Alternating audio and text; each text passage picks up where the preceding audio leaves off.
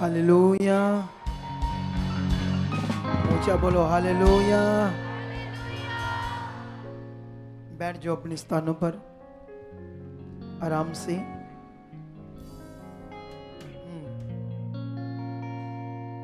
आप सारे खुश हो क्योंकि परमेश्वर ने हमें खुश रहने के लिए कहा है। अगर हम परमेश्वर के वचन को मन में रखेंगे तो वो वचन हमें वैसा फल देगा जैसा परमेश्वर ने अपना वचन बोला है या कहा है। क्योंकि परमेश्वर का कहा हुआ वचन क्रियाशील होता है। कितने लोगों को पता कि परमेश्वर का वचन क्रियाशील होता है? क्रियाशील, क्रियाशील का मतलब जैसे परमेश्वर ने बोला वो वैसे क्या करता है? काम करता है। लेकिन वो कैसे काम करेगा, ये सब बातें, इसलिए हमें संगति में बने रहना चाहिए। ये जो पवित्र संगति है, इसमें हम जब बने रहते तो हम वैसा बनते जाते हैं जैसा हम चुने गए और जैसा परमेश्वर चाहता है। हालेलुया। है ना? जैसे मान लो एक किसान जब खेती करता है, फसल उगाता है, तो जब वो फसल बोता है, बीज बोता है, उसकी अपेक्षा क्या होती है उस फसल से, अपनी खेती से? जब वो बीज बोता है वो सोचता जो मैंने बीज बोया है उसका जो खेती है, जो फल है, अच्छा अच्छा हो, है ना? ऐसे अपेक्षा करता है ना।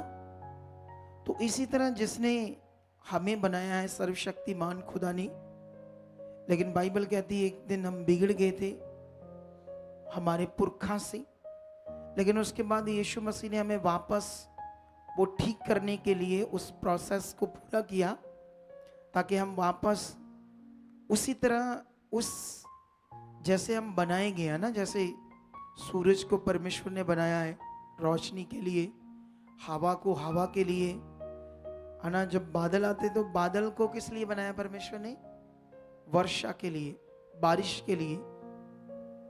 तो अगर बादल में से वर्षा की जगह, पानी बरसने की जगह कुछ और गिरेगा तो अजीब होगा ना, बड़ा अजीब, बहुत अजीब। तो इसीलिए जिस काम के लिए जो चीज को परमेश्वर ने बनाया है वो वैसा काम करे, है ना? तो मनुष्य को भी परमेश्वर ने जिसलिए बनाया है, तो अगर वो वैसा नहीं है तो बाइबल कहती वो बिगड़ा हुआ है। बाइबल कहती उत्पत्ति में जब हम पढ़ते हैं तो जब आदम और हवा से पाप हुआ तो क्या देखा परमेश्वर ने पृथ्वी पर दृष्टि करके कि मनुष्य बिगड़ गए हैं। ऐसे ऐसे लिखा ना, मनुष्य बिगड़ गए। तो बाइबल में ऐसे लिखा परमेश्वर मनुष्य को बनाकर पछताया, ऐसे लिखा ना हमारे लिए। ये पछताया शब्द जो है वो परमेश्वर के अंदर नहीं है। परमेश्वर के अंदर दया है, अनुग्रह है, करुणा है, लेकिन पछताना ये परमेश्वर के अंदर नहीं है। लेकिन हमें समझ आती है पछताना किसको कहते हैं, तो इसलिए ये वर्ड लिखा गया है। परमेश्वर, ये बड़ी शिक्षा है हमारे लिए, सबके लिए। जैसे मान लो परमेश्वर तो एक स्पिरिट है जिसको कभी किसी ने नहीं देखा।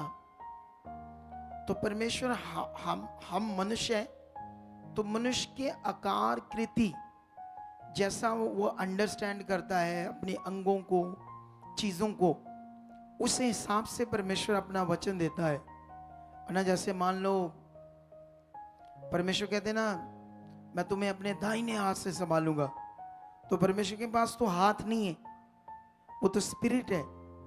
तो हाथ किसके पास है? हमारे पास।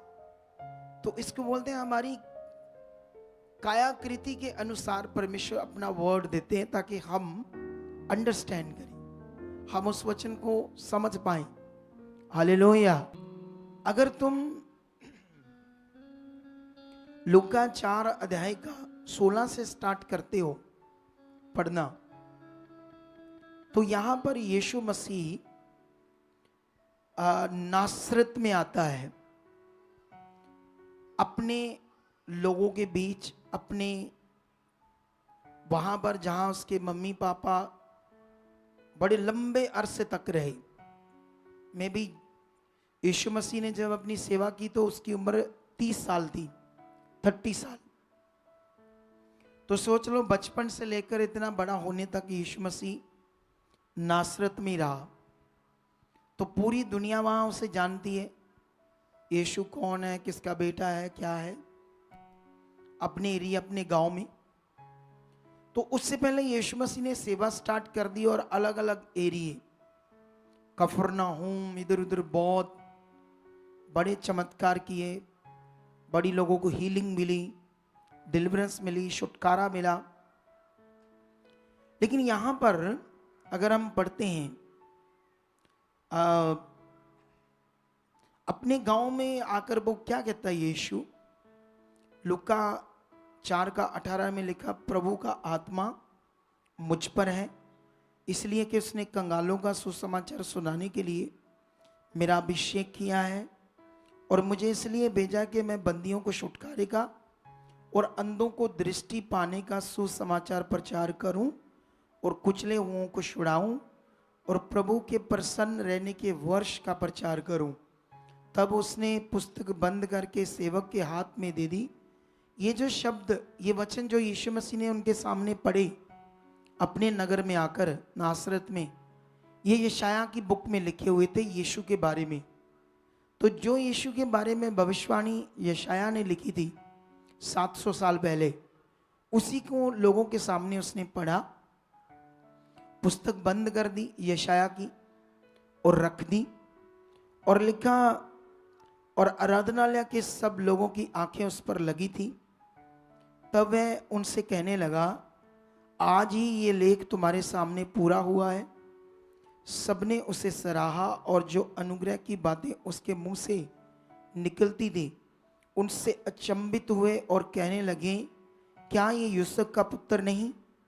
उसने उनसे कहा, तुम मुझ पर यह कहावत अवश्य कहोगे कि हे वैद्य, अपने आप को अच्छा कर। जो कुछ हमने सुना है कि कफरनहूम में क्या किया गया, उसे यहाँ अपने देश में भी कर। और उसने कहा, मैं तुमसे सच कहता हूँ, कोई भविष्यवक्ता अपने देश में मान सम्मान नहीं पाता। मैं तुमसे सच कहता हूँ कि एलिया के दिनों में जब 3.5 वर्ष तक आकाश बंद रहा, यहाँ तक कि सारे देश में बड़ा अकाल पड़ा, तो इज़राइल में बहुत सी विधवाएं थी, पर एलिया उनमें से किसी के पास नहीं भेजा गया, केवल सैदा के सारपत में एक विधवा के पास। हालेलुया! कितनों को यह वचन सुनने के बाद समझ आ रहा है? सुनो, देखो, तुम अगर मत्ती से ये वचन पढ़ोगे, वहां पर और भी कई बातें समझ आएंगी। हालेलुया! ऊंचा बोलो हालेलुया! यहां पर यीशु मसीह अपने नगर में आते हैं, और जो यीशु के नगर के लोग हैं, बाइबल में लिखा, वो यीशु पर विश्वास नहीं कर रहे थे। यीशु पर वो विश्वास नहीं कर रहे थे। इसीलिए यीशु मसीह ने कहा, भविष्यवक्ता के अपने नगर में, अपने देश में सम्मान मान नहीं होता, क्योंकि उसको लोग क्या लेते हैं? हल्का, आम, उसे नॉर्मली लेते हैं, तो इसलिए काम नहीं हो सकता। तो ये बड़ा विषय है कि यीशु मसीह ने उन्हें समझाया कि अगर तुम परमेश्वर के काम को देखना चाहते हो तो तुम्हें अपना मन बड़ा, विश्वास बड़ा रखना पड़ेगा। अगर इसी वचन को हम मत्ती में देखते हैं, तो मत्ती में ये ऐसे है वचन, मैं तुम्हें थोड़ा सा समझाता हूं ताकि तुम्हें इसकी अखंडता समझ आए परमेश्वर के वचन की। हाँ, ये 13 का अगर 53 से पढ़ोगे तो वही बात यीशु मसीह को वो नॉर्मल ले रहे थे, कह रहे थे ये ज्ञान, ये चमत्कार कहां से आया इसके पास। वो कह रहे थे यहां भी करके दिखा, मतलब यीशु मसीह को नॉर्मल ले रहे थे। लेकिन 57 में लिखा, इस प्रकार लोगों ने यीशु के कारण ठोकर खाई, पर यीशु ने उनसे कहा, भविष्यवक्ता का अपने देश और अपने घर को छोड़ और कहीं नरादर नहीं होता। और उसने वहां उनके अविश्वास के कारण बहुत से सामर्थ के काम नहीं किए। हालेलुया। लोगों ने विश्वास नहीं किया, अविश्वासी रहे। तो इसलिए जब भी हमारे मन में विश्वास नहीं है, अच्छा मन नहीं है, भरोसा नहीं है, ध्यान नहीं है, फोकस नहीं है, फिर हम कामों को नहीं देख सकते। अगर हीलिंग मीटिंग है, छुटकारा चाहिए, चंगाई चाहिए, कुछ भी परमेश्वर से चाहिए, तो वो नियम पकड़ना होगा। कैसे होगा? हालेलुया। तो यीशु मसीह ने कहा, सारपत के सैदा में बहुत सारी विधवाएं थी, मरने वाली, खत्म होने वाली, लेकिन एक के पास एलिया भेजा गया, सिर्फ एक के पास, सबके पास नहीं। वाई? वो जो एक थी, उसका विश्वास, मन, फोकस क्या था, कैसे परमेश्वर पर भरोसा था, तो परमेश्वर ने उसकी सुनी। हालेलुया। देखो, ये विषय ये होता है, जब हम शुरू में यीशु मसीह में आते हैं तो कई बार शुरू में लोग विश्वास नहीं कर पाते, अपना मन नहीं बना पाते। शुरू में जब लोग यीशु मसीह में आते हैं तो कई बार लोग अपना मन नहीं बना पाते, अपना विश्वास नहीं बना पाते। अभी मैंने एक भविष्यवाणी पढ़ी यशाया की।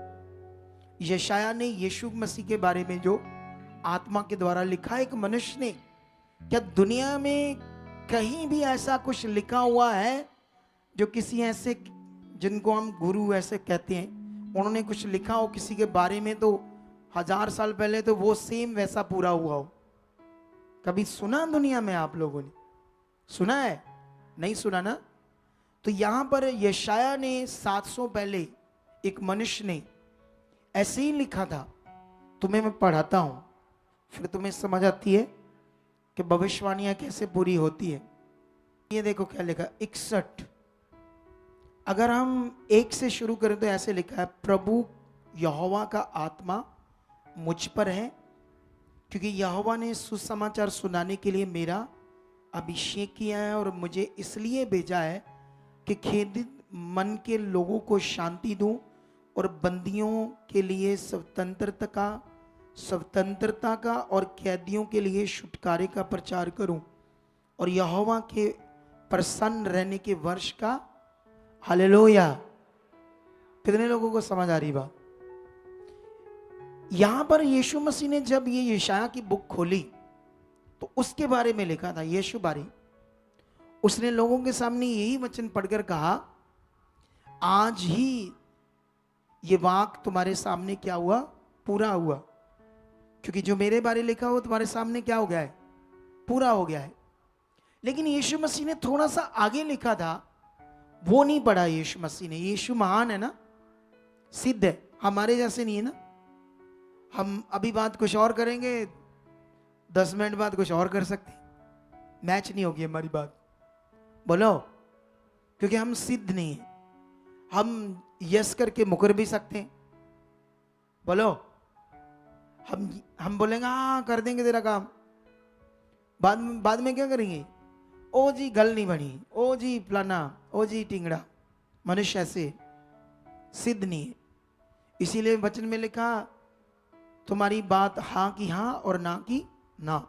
जो तुम कर सकते हो यस, नहीं कर सकते नो, सीधा सीधा, कोई किचड़ बिचड़ नहीं। लेकिन यहां पर यीशु मसीह ने एक बात को रोक लिया, वो ये था, ऐसे लिखा 61 का 2 कि यहोवा के प्रसन्न रहने के वर्ष का। यीशु मसीह ने ऐसे इस वचन को ऐसे प्रचार करूं, प्रसन्न रहने के वर्ष का प्रचार करूं। लेकिन अगली आयत अभी बाकी है दुनिया में। अगली आयत क्या है? दुनिया में बाकी है। और लिखा, हमारे परमेश्वर के पलटा लेने के दिन का प्रचार करो। अभी पलटा लेने का दिन कब आएगा? जब यीशु मसीह बादलों पर आएगा। तो ये लाइन पेंडिंग है, ये भविष्यवाणी का अर्थ बाकी है। 61 का 2 कि यहोवा के प्रसन्न रहने के वर्ष का। इशू मसीह ने ऐसे इस वचन को ऐसे प्रचार करूं, प्रसन्न रहने के वर्ष का प्रचार करूं। लेकिन अगली आयत अभी बाकी है दुनिया में। अभी पलटा लेने का दिन का प्रचार करो। अभी पलटा लेने का दिन कब आएगा? जब यीशु मसीह बादलों पर आएगा। तो ये लाइन पेंडिंग है, ये भविष्यवाणी का अर्थ बाकी है। पलटा लेने का दिन, जब परमेश्वर हर एक का न्याय करेगा, उस दिन वो किसी को बख्शेगा नहीं। अभी वो अनुग्रह में है, अभी वो माफ करने में है। इसीलिए दुनिया परमेश्वर को गालियां देती है, यीशु मसीह को, पवित्र आत्मा के बारे बुरा भला कहते हैं, लेकिन परमेश्वर कुछ नहीं कह रहा। दुनिया ने पूरे देशों में, है ना, जैसे यही ये जो क्या कहते हैं, शराब के ठेके नहीं होते, उसको कहते हैं मंजूर शुदा, अप्रूवल्ड। ये है शैतान की चीज, दुनिया को नाश करने के लिए, दुनिया नाशित हो जाए। तो ऐसे लोगों के पलटा लेने का दिन अभी बाकी है। परमेश्वर क्षमा में, परमेश्वर चाहता लोग बचाए जाए, नाश ना हो। इसीलिए तुम सबको परमेश्वर ने अपना काम दिया है, अपनी मन की चाहत पूरे करने का काम, वो है सुसमाचार प्रचार करना, ताकि लोग बचाए जाए। अब तुम कितना सुसमाचार देते हो, कितना उसके लिए जीते हो, मुझे पता नहीं, क्योंकि ये भी एक भक्ति का पार्ट है। मैंने पिछले 2 साल से इसका प्रचार कर रहा हूं, लेकिन अब मैं आप लोगों को आई होप अगले हफ्ते सुसमाचार के ऊपर पैम्फलेट दूंगा, जो स्पेशल सुसमाचार के ऊपर हो। बोलो, सुसमाचार क्या है? लोगों के लिए कुछ ऐसा लिखा होगा कि लोग उससे पढ़कर जल्दी आपकी बात सुनेंगे। मुझे स्पिरिट ने ऐसी बातें अगुवाई की है, तो ये काम स्टार्ट कर दिया है मैंने लिखना। तो मैं इसको स्पेशली तुम्हारे लिए अगले हफ्ते तक तुम्हें दूंगा ये काम परमेश्वर का। और तुम लोगों ने वो पैम्फलेट लेने, जिसको पंजाबी आता है पंजाबी ले, जो एक को हिंदी आता है हिंदी ले, जिसको इंग्लिश आता है वो इंग्लिश में लेकर जाए, ताकि परमेश्वर का राज्य बढ़े और रूहें बचाई जाए। हालेलुया। तो अभी यहां वापस आते हैं इस भविष्यवाणी के बाद। आज तुम लोग सब चुने गए हो, हम अब सत्य में, ज्योति में, तो इसके लिए तुम्हें कई बातों पर ध्यान देना होगा। हालेलुया। क्या देना होगा? कई बातों पर ध्यान, क्योंकि तुम्हें परमेश्वर प्यार करता है, इसीलिए तुम्हें उसने चुना है। इनके बारे में तुम्हें अच्छे से समझना होगा। जब आप पुराना नियम पढ़ोगे तब भी आपको हीलिंग मिलेगी, कुछ पुराना नियम में बहुत थोड़ा हीलिंग आपको नजर आएगी, लेकिन नए नियम में आपको हीलिंग बहुत ज्यादा नजर आएगी। ठीक है? पुराने नियम में अगर आप एक वचन पढ़ो अलीशा के टाइम का, तो वहां पर एक नमान कोड़ी, एक अराम के राजा का सेनापति, जिसका नाम था नमान, लेकिन वो उसको कोड़ हुआ था बहुत सालों से, तो बाइबल में उसको ऐसे करके लिखा नमान कोड़ी। ऐसा नहीं कि उसका नाम था नमान कोड़ी, वो ऐसे लिखा गया, पता नहीं यार वाई क्यों, उसका नाम तो सिर्फ नमान था, लेकिन नमान कोड़ी करके बात होती है, क्योंकि उसको कोड़ हुआ था। हालेलुया। लेकिन बाइबल में लिखा, अराम का राजा जब इजराइल पर हमला करता है तो एक साइड जीत लेता है, तो एक साइड के वहां पर मार धाड़ करता है, तो कुछ लोगों को बंदी बनाता है, एक छोटी सी बच्ची को भी बंदी बना लेता है, और बंदी बनाकर आराम में ले जाता है। तो वह बच्ची, सेनापति जो है नामान, उसके घर में बंधक है, दासी है, गुलाम है, तो कामकाज करती है। अब रह रही है, कामकाज करती, खाना पीना, अपनी जिंदगी जी रही है बेचारी, परेशान तो है, लेकिन फिर भी वो यहोवा को जानती थी, यहोवा का भय मानती थी, उसी के आगे अपनी प्रार्थना करती थी। तो होता क्या है, चाहे वो गुलाम है तब भी सुसमाचार देती है। हालेलुया। जब वो अपने स्वामी नमान को कपड़े उतारती देखती है, उसकी पूरी बॉडी पर कोड होता है, तो वो उसकी पत्नी को सुसमाचार देती कि अगर हमारे देश का भविष्यवक्ता यहां होता तो मेरा स्वामी आज इस कोड में ना होता, आजाद हो जाता। और ये उसकी पत्नी नमान से बात करती है, नमान राजा से बात करता है, फिर वो एक चिट्ठी भेजता है इज़राइल के राजा को कि मैं अपने सेनापति को भेज रहा हूं, ऐसा ऐसा जो भी लिखा वहां पर। लेकिन आपके सीखने का विषय क्या है, सुनो। उस जमाने में जो दुनिया थी, वैसे तो आज भी ये मन है लोगों का कि किसी गुरु को, भविष्यवक्ता को, नबी को मिलना है तो आम मन से ना मिलना। कैसे ना मिलना? क्योंकि आम मन आपका काम नहीं करेगा। मैं भी खुदा का अभिषिक्त हूं, ठहराया हुआ हूं। अगर तुम्हारा मन मेरे लिए आम है तो मैं तुम्हारी प्रेयर भी करूंगा तो वो काम नहीं करेगी। हालेलुया। यही बाइबल में हमें सिखाया गया है। बाइबल हीलिंग्स के ऊपर, डिलीवरेंस के ऊपर इसी ज्ञान को देती है ताकि लोगों को समझ आए परमेश्वर कैसे काम करता है। तो आम मन नहीं, खास मन, ध्यान वाला मन। बाइबल ये कहती है कि वो बहुत सारा सोना, कपड़े, चांदी, अगर मैं आज के पैसे को साथ जोड़ूं तो करोड़ों रुपए का धन नमान सेनापति लेकर अपने सेवकों के साथ इज़राइल में पहुंचता है। और जैसे ही एलीशा के पास, उसके घर के पास, उसके कोठड़ी के पास आता है तो बड़ा व्यक्ति है ना। कौन है? नमान क्या है? नॉर्मल व्यक्ति है या बड़ा व्यक्ति है?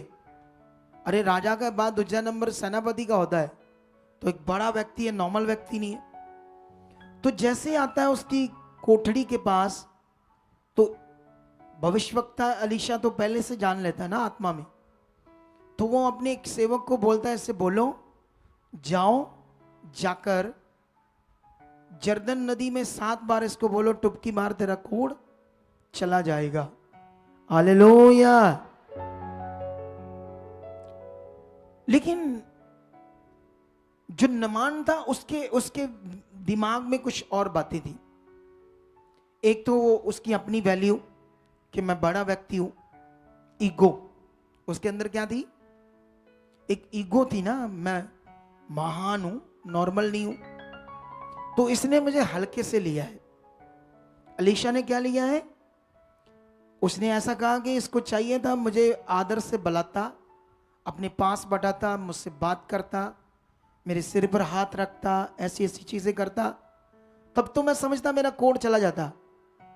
लेकिन ये क्या बात कि मुझे खड़े खड़े बाहर से कहता जाओ। अब यहां पर विषय था भविष्यवक्ता के मुंह से निकला हुआ वचन। अगर आपके दिमाग में है कि कोढ़ पानी से गया है तो नहीं गया। बोलो, अगर पानी से कोढ़ गया है तो फिर जब नया नियम पढ़ते तो यीशु मसीह के पास कई कोढ़ी आते हैं। यीशु मसीह ने ना तो उन पर तेल लगाया, ना पानी लगाया, ना कुछ और चीजें लगाई, अपने मुंह से क्या दिया? वचन। बाकी जितने भी, हाँ मैं एक तुम्हें पढ़ाता हूं ताकि तुम्हें समझ आ जाए चंगाई के बारे में। क्योंकि अगर चंगाई का विषय तुम्हारे अंदर अच्छे से नहीं बैठा तो फिर तुम हीलिंग ले नहीं पाओगे अच्छे से। ये देखो, मैं एक कोढ़ी के बारे में पढ़ता हूं, मत्ती 8:1 से।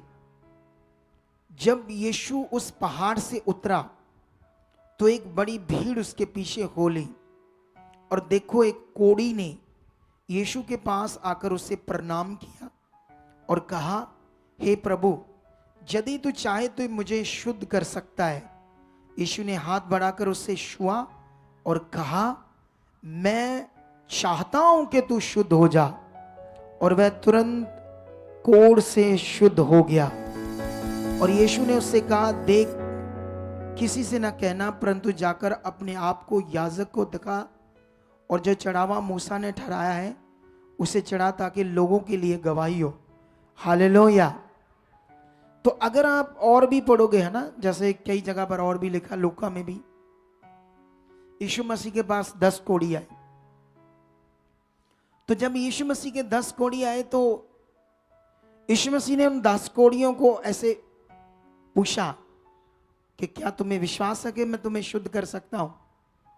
तो उन्होंने कहा, हाँ। सुनो तो देखो, तो यीशु मसीह ने उन्हें वर्ड दिया अपने मुंह से, जाओ। कोई हाथ नहीं रखा, प्रे नहीं की, सिर्फ अपने मुंह से वर्ड दिया 10 कोड़ियों को, जाओ जाजक को जाकर दिखाओ और तुम चंगे हो चुके हो, ऐसे वचन दिया। और बाइबल में लिखा वो गए, लेकिन एक कोड़ी वापस आया। तो उसने कहा वो 9 कहाँ है? क्या 10 के 10 नहीं चंगे हुए? तुम्हें एक को छोड़ जो परमेश्वर की महिमा करने आया है, बाकी 9 कहाँ है? तो वहां पर भी हमें समझ आती है कि यीशु के मुंह से निकला हुआ वर्ड उन्हें हील करता है, कोड़ियों को। नए नियम में कोड़ी को किसी नदी में, तालाब में स्नान करना तब चंगाई मिलेंगे, ऐसा कोई वचन नहीं है। उस टाइम ऐसा क्यों था, या क्यों ये आत्मा का विषय या आत्मा की बात है जिसे हम समझ सकते हैं वो पुराना नियम है। और पुराने नियम में भी परमेश्वर का आत्मा काम करता था जो उसके लिए था। पानी ने तो उससे नहीं ठीक किया, लेकिन भविष्यवक्ता के मुंह से निकला हुआ वचन जब तक उसने पूरा नहीं किया उसको चंगाई नहीं मिली। हालेलुया। कितने लोगों को ये बात समझ आ रही है आज? अब हम भी चाहते हैं सब लोग कि हमारी जिंदगी में खुदा काम करे, हमें भी डिलीवरेंस मिले, हमें भी छुटकारा मिले, हमारे ये काम, ये ब्लेसिंग मिले। तो परमेश्वर ने कब कहा नहीं मिलेगा? परमेश्वर प्रभु यीशु मसीह ने कहा जो कुछ तुम मेरे नाम से मांगोगे पिता वो तुम्हें देगा। प्रभु यीशु मसीह ने कहा जब तुम प्रार्थना करके मांगो विश्वास कर लो तुम्हें मिल गया और तुम्हारे लिए हो जाएगा। हालेलुया। जब तुम प्रार्थना करके मांगोगे तो विश्वास करोगे, क्योंकि ये बड़ा विषय है कि हम, जैसे यीशु मसीह ने कहा प्रार्थना करके मांगो विश्वास कर लो तुम्हें मिल गया। अभी हुआ नहीं लेकिन विश्वास कर लो हो गया। यही विश्वास का कानून है, यही परमेश्वर का राज्य है जिसमें तुम्हें बढ़ना होगा। लेकिन जैसे उन्हें समझ आया उन्होंने वैसे बने रहे, तो देख लो इतनी बड़ी गांठ गैप होगी। हालेलुया। वो जिंदा खुदा है। जब तुम बाइबल के अंदर जो हीलिंग्स हमारे लिए लिखी गई, हीलिंग तो बहुत सारी हुई यीशु मसीह के द्वारा, चेलों के द्वारा, लेकिन कुछ पार्ट, कुछ हिस्सा उनका हमारे लिए लिखा गया ताकि हम वहां से सीखें, समझें, अपने विश्वास को बना सके, अपने मन को परमेश्वर के साथ बना सके। बाइबल में लिखा जब यीशु मसीह के पास अंधे आए तो वो, जैसे पंजाबी के अंदर डुलदा होया विश्वास, हिंदी में कहते ओवर, इंग्लिश में कहते ओवरफ्लो, ऐसे बहता हुआ विश्वास, ऐसे भरा हुआ विश्वास। ऐसे विश्वास से कौन आए? बाइबल जब हम देखते हैं, अंधों को देखते हैं, ये जो कोड़ी के बारे में मैंने पढ़ा, तो तुम ध्यान से जब रचना को समझोगे, वचन को, तो तुम्हें समझ आएगी इस कोड़ी की विषय के बारे में। ऐसे लिखा है कोड़ी के बारे में, जब तुम पुराना नियम पढ़ोगे कोड़ी के बारे में, कोड़ी जब कोड़ हो जाता था तो उसके बारे में पुराने नियम में क्या लिखा था? कितने लोगों को पता है जब कोड़ हो जाता था लोगों को पुराने नियम में, तो उस समय वचन में क्या लिखा था? उनका इसको दो माइक। हाँ, हालेलुया, हालेलुया। तो परमेश्वर का धन्यवाद, परमेश्वर ने मैंने मौका देता बोलना। हाँ, जल्दी 1 मिनट में बोलना पड़ेगा भाई साहब। हाँ जी, हाँ जी। ਪੁਰਾਣੇ ਨਿਯਮ ਦੇ ਵਿੱਚ ਲਿਖਿਆ ਕਿ ਜਦੋਂ ਕਿਸੇ ਨੂੰ ਕੋੜ ਹੁੰਦਾ ਸੀ ਉਹਨੂੰ ਪਿੰਡ ਤੋਂ ਬਾਹਰ ਕੱਢਿਆ ਜਾਂਦਾ ਸੀ, ਦੂਰ ਕਿਸੇ ਜੰਗਲ ਦੇ ਵਿੱਚ ਛੱਡਿਆ ਜਾਂਦਾ ਸੀ। ये क्यों? क्योंकि क्योंकि पुराने नियम में शुद्ध और अशुद्ध का वचन था जो नए नियम में नहीं।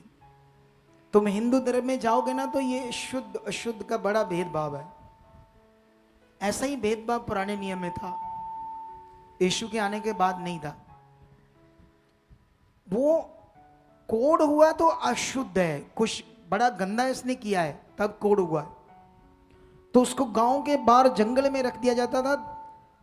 उसको ऐसे, उसके बर्तन भी अलग, जो घर वाले थे वो जाते थे उसको वहां, उसके बर्तन कहते आगे आकर रख, 10-20 किलोमीटर पीछे चल जा, फिर ऐसे खाना दे देते थे, डाल देते थे, वो खाकर माड़ा मोट फिर धोकर बर्तन अपने पास रख लेते। उसको लोगों के बीच में आने की इजाजत नहीं थी। और ये जो कोड़ी था इसको भी पता था नियम, लेकिन बाइबल को ध्यान से पढ़ोगे समझ आएगी। यहां पर लिखा एक बड़ी भीड़ में से, ऐसे लिखा ना, एक बड़ी भीड़ में से बीच में निकला, बीच में, भीड़ के बीच में। और वो भीड़ किनकी थी? यहूदियों की।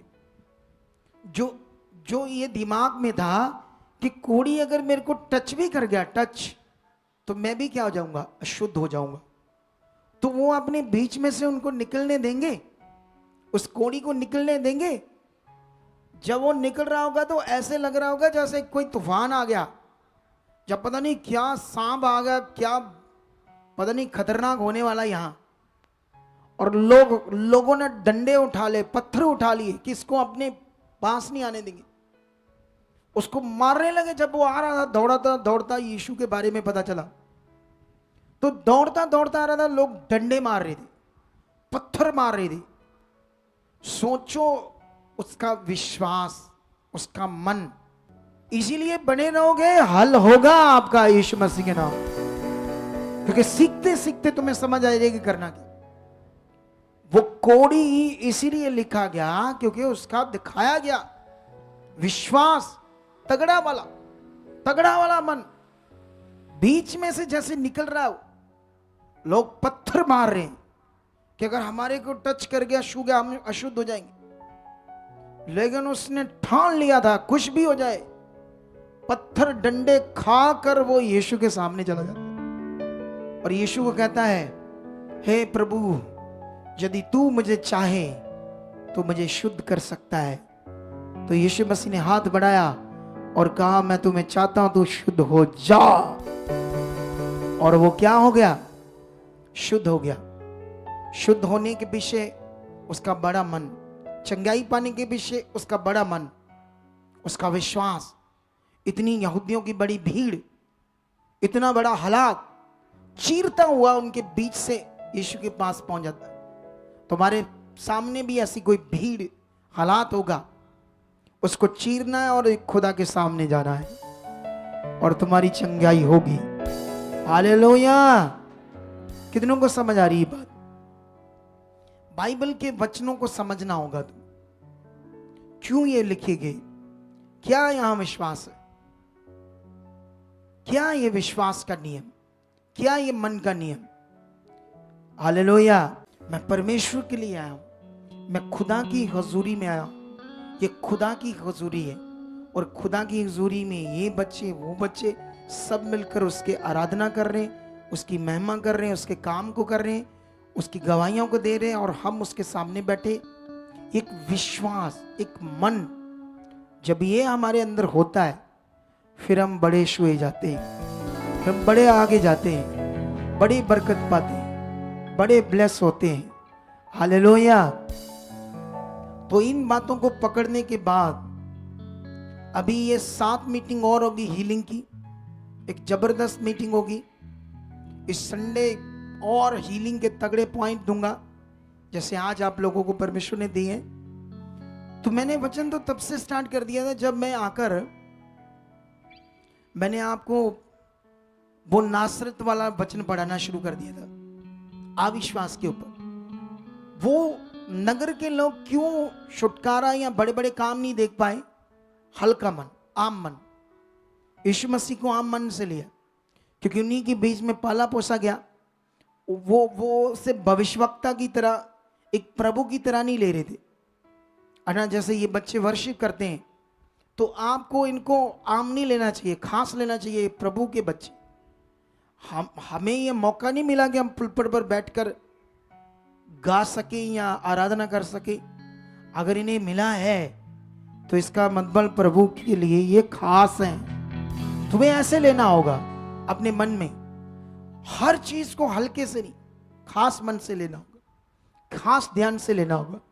उन लोगों ने यीशु मसीह को, अपने नगर के लोगों ने आम तरीके से लिया और बाइबल में लिखा उनके अविश्वास के कारण, उनके आम मन के कारण वहां परमेश्वर ने ज्यादा चमत्कार, आश्चर्य कर्म नहीं दिखाए।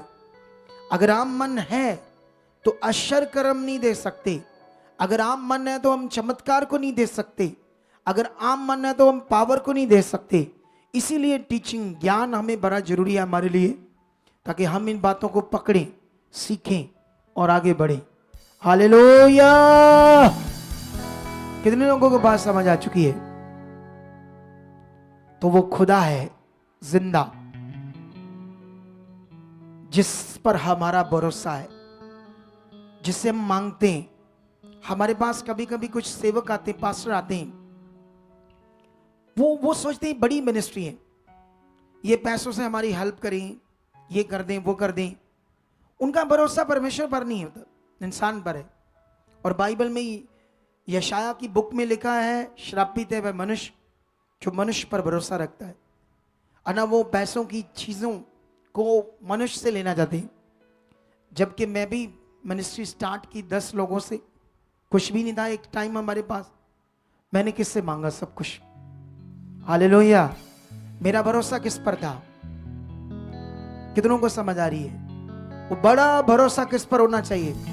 चाहे तुम पास्टर हो, चाहे विश्वासी हो, हालात कितना बड़ा क्यों नहीं है, लेकिन याद रखो सबसे बड़ा खुदा है, और उसने इन हालातों को खत्म करने का नियम पूरा करके रखा है। तुम्हारी चंगाई को पूरा करके रखा है, तुम्हारे हालातों को तोड़ा है, बंधनों को तोड़ा है, शराबों को तोड़ा है उसने, और तुम्हें आजादी, अच्छा जीवन, चंगाई, डिलीवरेंस के लिए उसने अनुग्रह कर दिया है।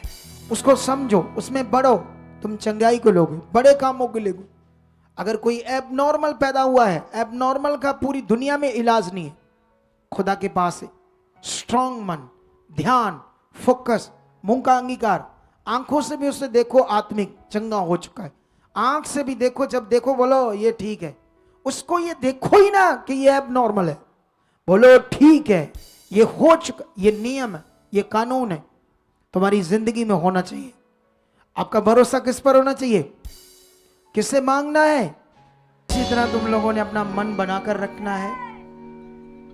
परमेश्वर का जो दर्जा है हमारे जीवन में, वो पहला होना चाहिए।